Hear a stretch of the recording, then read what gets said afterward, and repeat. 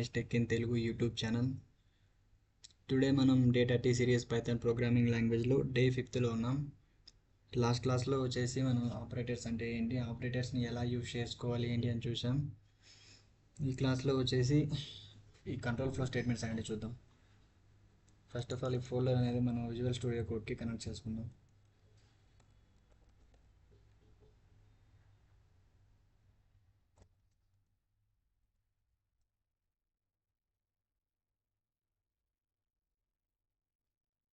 Day 5లో ఉన్నాం. ఈరోజు ఏం నేర్చుకున్నాం? కంట్రోల్ ఫ్లో స్టేట్మెంట్స్ నేర్చుకున్నాం.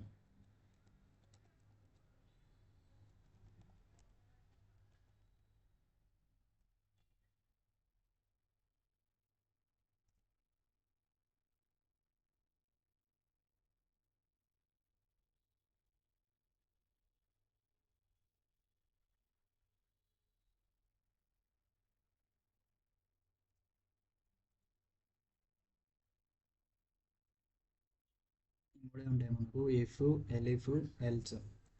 ఈ మూడే మనకు రిపీటెడ్గా తిరుగుతూ ఉంటాయి. ఈ ఇఫ్, ఎలిఫ్, ఎల్స్ అనేది మనం ఎందుకు యూజ్ చేస్తామంటే డెసిషన్ మేకింగ్ కోసం యూజ్ చేస్తాం.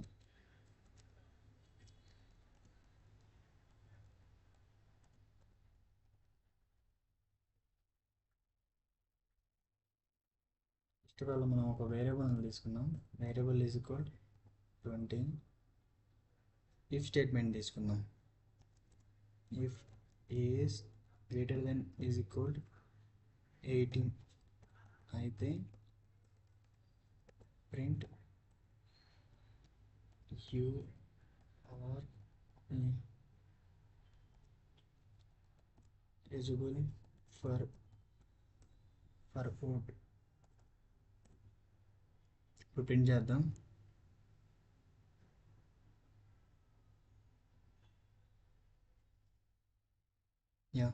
You are eligible for vote.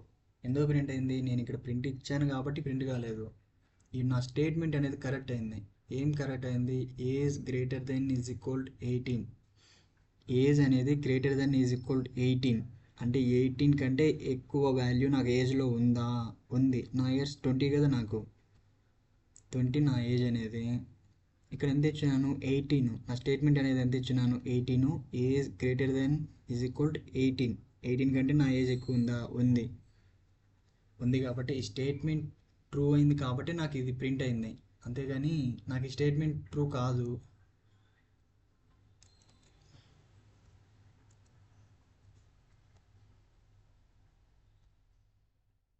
Print అవ్వలేదు.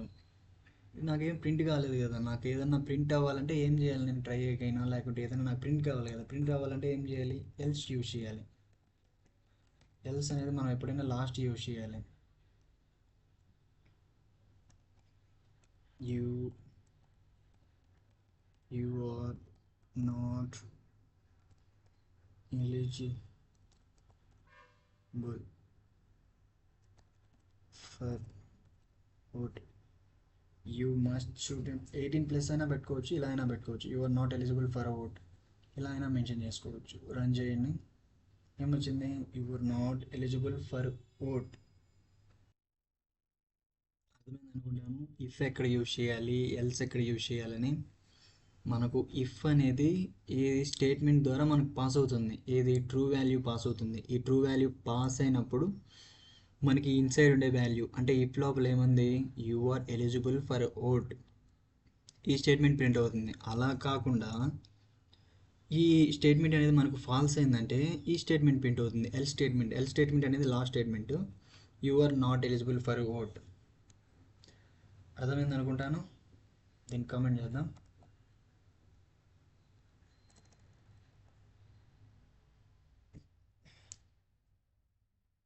ఇప్పుడు ఎలిప్ చెప్పాలి కదా.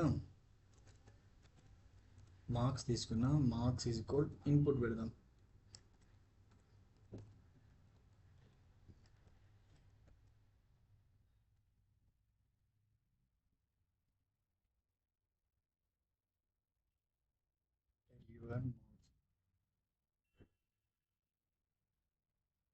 ఇక్కడ ఏం చేద్దాం? ఇఫ్ యూజ్ చేద్దాం. ఇఫ్ మార్క్స్ అనేవి ఈజ్ ఈక్వల్ ఈజ్ ఈక్వల్ కాదు, మార్క్స్ అనేవి గ్రేటర్ దెన్ ఈజ్ ఈక్వల్ 90 అయితే ఏం ప్రింట్ చేయాలి మనం? Grade A plus. అలా కాకుండా మార్క్స్ అనేది మనకు ఒక 90 లోపల వచ్చాయంటే అప్పుడు ఏం చేయాలి? 90 నుంచి 70 మధ్యలో వచ్చాయంటే marks greater than is equal 70. Grade B plus. అలా కాకుండా మార్క్స్ అనేవి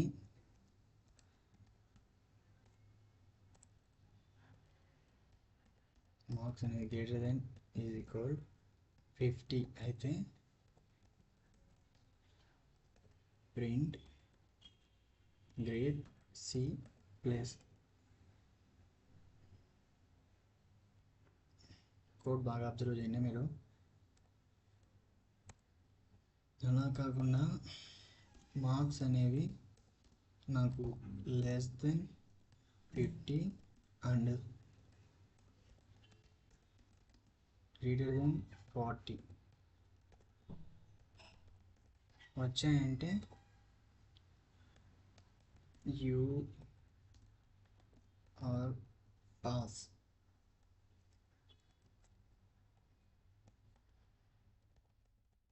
అలా కాకుండా అంతకంటే తక్కువ వచ్చాయంటే యూ ఆర్ ఫెయిల్. కోడ్ బాగా అబ్జర్వ్ చేయండి మీరు. నేను ఎలా రాశాను ఏమని రన్ చేద్దాం.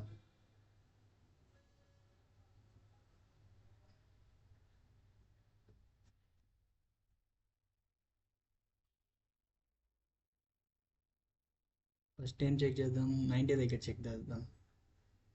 Enter your marks. నాకు 90 కంటే అబోవ్ వచ్చాయి, 94 వచ్చాయి నాకు. ఏ గ్రేడ్ అర్థమైంది అనుకుంటాను.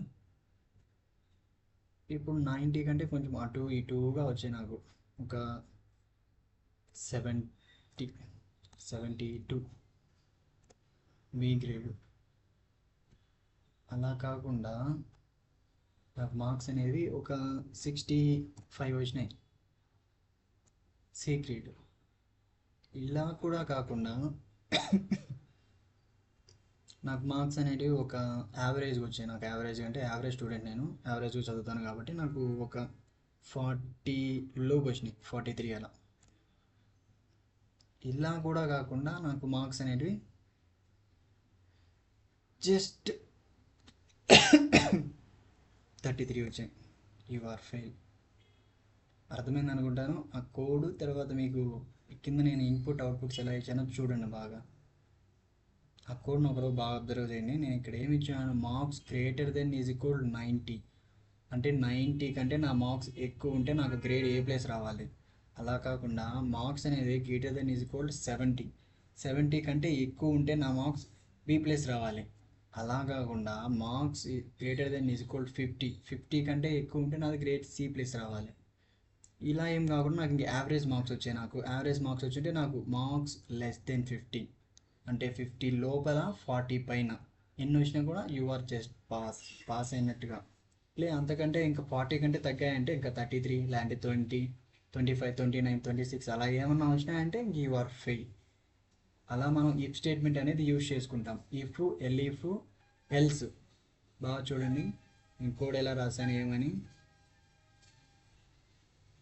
కోడ్ చూడండి నేను ఎలా రాశాను ఏమని బాగా అర్థం చేసుకోండి. సింపుల్గానే ఉంటుంది. మీరు ఒకసారి అర్థం చేసుకున్నారంటే మీరు బాగా యూజ్ చేసుకుని రాసచ్చు. దీన్ని కామెంట్ చేద్దాం.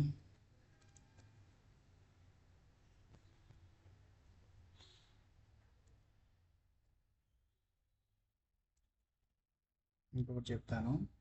నెస్టెడ్ లూప్స్ అని ఉంటాయి, నెస్టెడ్ కండిషన్స్ అని ఉంటాయి మనకు. నెస్టెడ్ కండిషన్స్ అంటే ఏం లేదు, జస్ట్ కస్టమర్ని తీసుకున్నాం. Customer is equal input please order your item. Order చేసిన తర్వాత కస్టమర్ పే చేయాలి కదా. Payment is equal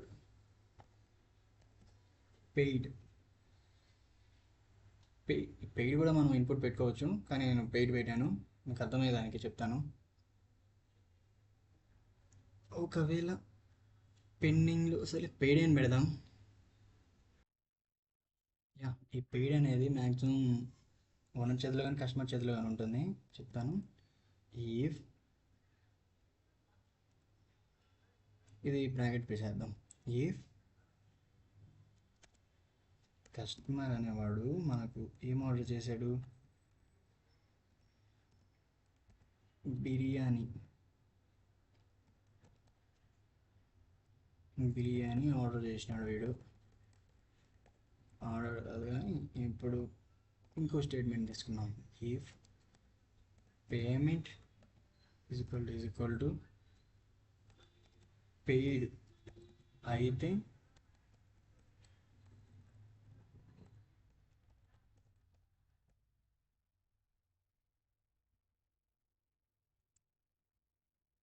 your order is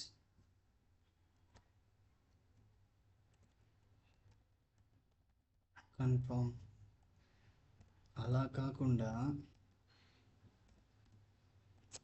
payment అనేది పెండింగ్లో పెట్టాడు వాడు. పెండింగ్లో పెడితే ఏమిద్దాం, ప్లీజ్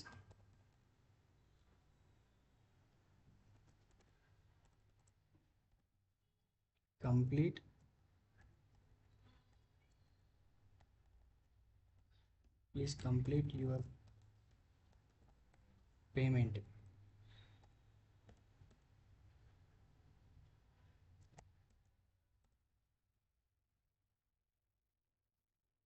మనం ఎల్స్ అయినా పెట్టుకోవచ్చు, లేకుంటే ఎలిఫ్ అయినా పెట్టుకోవచ్చు. ఎల్స్ పెడదాం.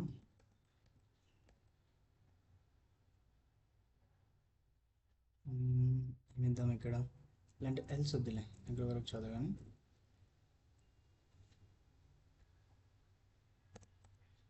ఎల్స్ కూడా పెడితే బాగుంటుందా.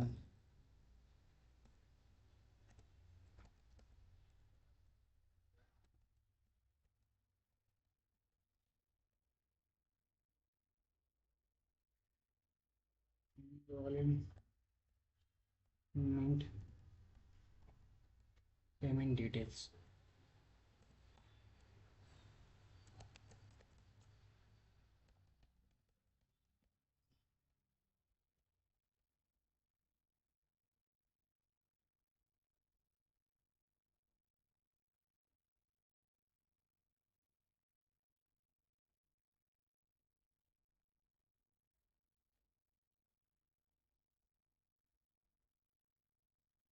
ఇప్పుడు చూసుకోండి బాగా ఎలా రాశాను ఏమని. మనకు ఏదన్నా మనం ఆర్డర్ చేసినప్పుడు మనకు ప్రాసెస్ అనేది ఇలానే ఉంటుంది.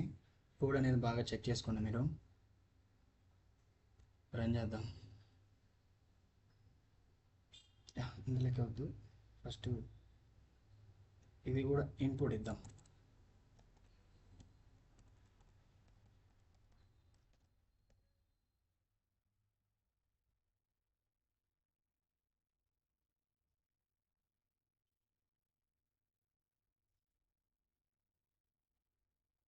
కన్ఫర్మ్ ఆర్డర్ ఎక్కడ పెట్టానా నేను, please confirm pay your bill.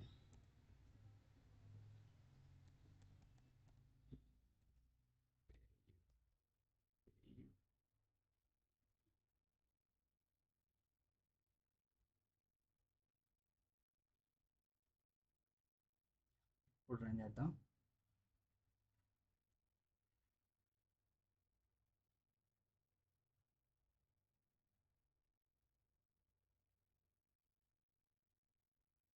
Your item ఏం ఆర్డర్ చేద్దాం, బిర్యానీ. బిల్ పే చేద్దామా,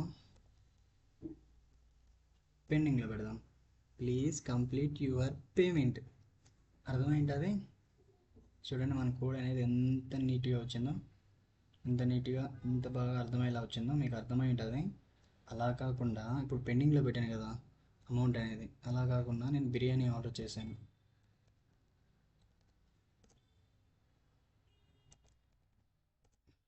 your order is confirm.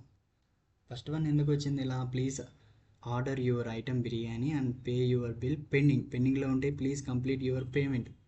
Second one ఎలా వచ్చింది, please order your item biryani order చేస్తే మనకు ఇఫ్ కండిషన్ లోపలికి వచ్చింది. ఇఫ్ కండిషన్ లోపలికి వచ్చిన తర్వాత పేమెంట్ చెక్ చేసుకునింది, పేమెంట్ చేశాడా లేదా అని.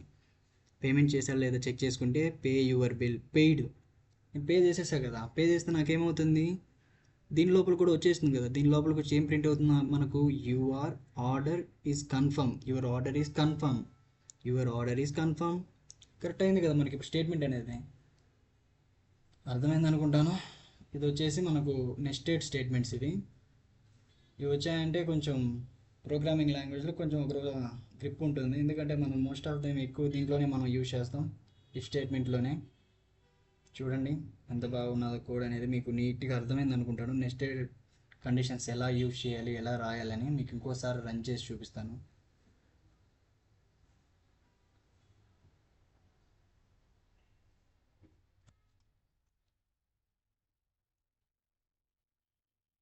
Enter your order.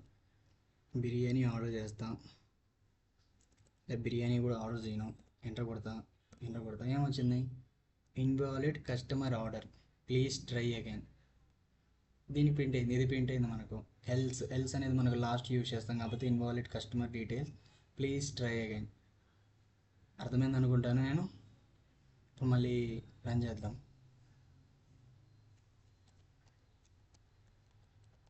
Biryani enter చేద్దాం. బిర్యానీ ఎంటర్ చేస్తే మనకు దీని లోపలికి వచ్చేసింది, ఎందుకంటే customer is equal to biryani check చేసుకుని బిర్యానీ ఆర్డర్ చేసిండు. Okay, if payment is done or not, payment paid చేసేద్దాం. ఏముంది, పేడ్ చేస్తే ఏమైంది, your order is confirm, payment is done, payment is equal to paid. Pay చేశాను కదా నేను, యువర్ ఆర్డర్ ఈజ్ కన్ఫర్మ్ అయిపోయింది. అలా కాకుండా బిర్యానీ ఆర్డర్ చేద్దాం. బిల్ నేను ఎంటర్ చేయను, అప్పుడేమొస్తుంది, ఇన్వాలిడ్ పేమెంట్ డీటెయిల్స్, ఎందుకంటే నేను ఆర్డర్ చేసే కానీ పేమెంట్ చేయలేదు. నెస్టెడ్ లూప్ లోపలికి, నెస్టెడ్ లూప్ అన్న నెస్టెడ్ ఇఫ్ కండిషన్ లోపలికి వచ్చి పేమెంట్ దగ్గర నాకు ఎర్రర్ వచ్చింది, ఇన్వాలిడ్ పేమెంట్ డీటెయిల్స్. ఓకేనా, అర్థమైంది అనుకుంటాను మీకు. ఏదైనా అర్థం కాకుంటే నన్ను కామెంట్స్లో అడగని, నేను మళ్ళీ ఎక్స్ప్లెయిన్ చేస్తాను. మనకు ముందే ఓపిక ఎక్కువ. అర్థమైంది అనుకుంటాను, ప్రతి ఒక్కరికి అర్థమైంది అనుకుంటాను. నేను క్లియర్గా నీట్గా చెప్పాను. దీన్ని నెస్టెడ్ ఇఫ్ స్టేట్మెంట్స్ అంటారు. ఇంకా మీకు మార్క్స్ గురించి కూడా అర్థమైంది అనుకుంటాను.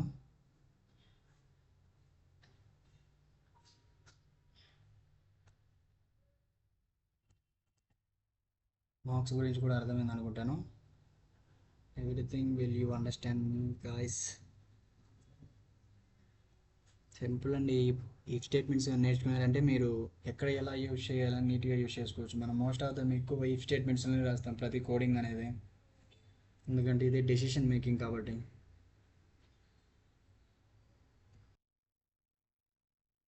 ఈ నెస్టెడ్ అనేది ఇంకొకటి చెప్తాను.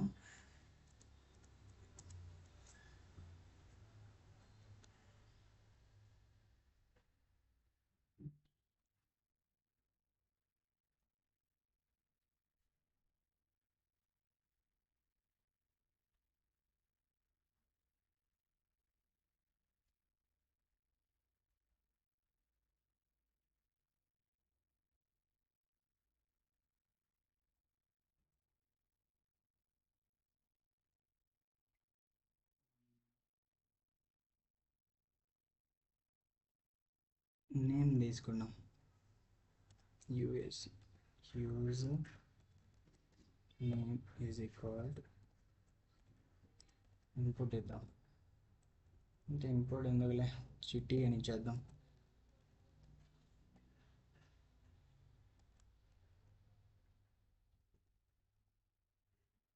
password is equal to 1 2 3 4. If username is equal చిట్టి అయితే if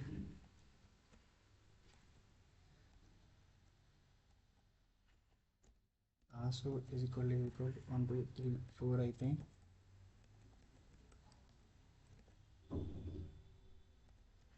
you or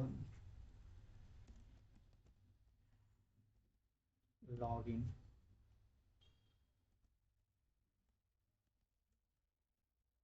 అలా కాకుండా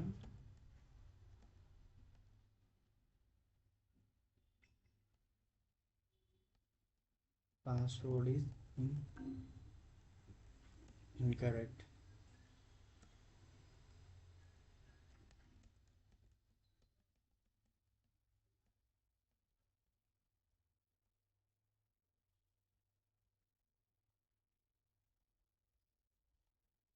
Invalid user.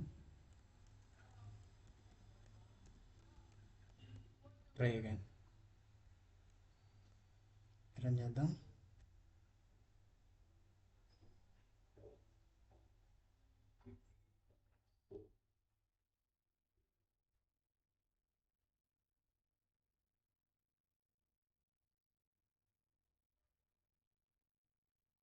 డైరెక్ట్గా ప్రింట్ అయిందా? సార్ నేను డీటెయిల్స్ నేను డైరెక్ట్గా ఇచ్చేసాను కదా, డైరెక్ట్ ఇవ్వకుండా ఇన్పుట్ ఇద్దాం.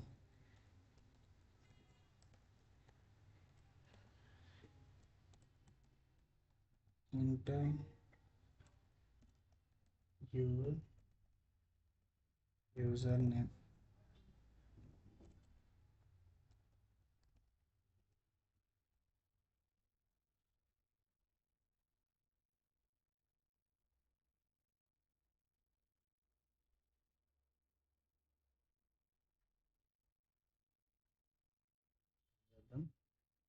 ఇప్పుడు కదా మజా వచ్చేది.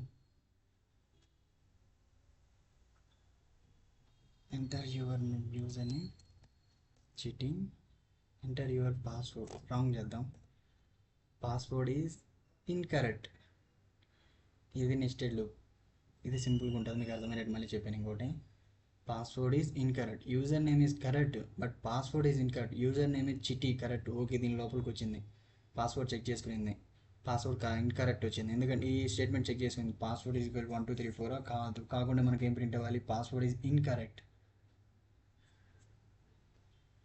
ఇప్పుడు చూద్దాం. చిట్టి password is 1 2 3 4. You are login. అర్థమైంది అనుకుంటాను. అలా కాదు, నేను ఫస్ట్ డీటెయిల్స్ రాంగ్ ఇచ్చాను, సెకండ్ డీటెయిల్స్ రాంగ్ ఇచ్చాను. Invalid user try again. Invalid user try again. నాకు ఫస్ట్ వన్ రాంగ్ ఇచ్చాను. నేను ఫస్ట్ వన్ ఏమి ఇచ్చాను? చి అని ఏదో ఇచ్చాను. సెకండ్ వన్ 6 7 8 అని ఏదో ఇచ్చాను. ఇప్పుడు రెండు స్టేట్మెంట్స్ ఫెయిల్ అయ్యి మనకు ఫైనల్ స్టేట్మెంట్ రన్ అయింది ఎల్స్. అర్థమైంది అనుకుంటాను. ఏమైనా అర్థం కాకుంటే మళ్ళీ అడగండి, నేను మళ్ళీ ఎక్స్ప్లెయిన్ చేస్తాను. I will explain you. కామెంట్స్లో అడగండి, నేను చెప్తాను మళ్ళీ ఎక్కడ అర్థం కాలేదేమని. Thanks for watching. Like and subscribe this channel. It is small content creator channel. ఏమైనా అర్థం కాకుంటే అడగండి గాయస్, నేను చెప్తాను మళ్ళీ ఎక్స్ప్లెయిన్ చేస్తాను. ఏమైనా డౌట్ ఉన్నా కూడా ఎక్కడైనా ప్రతిదీ. సరే guys, thanks for watching today class. Tomorrow we will meet now. And like and subscribe this channel guys. It is a small content creator.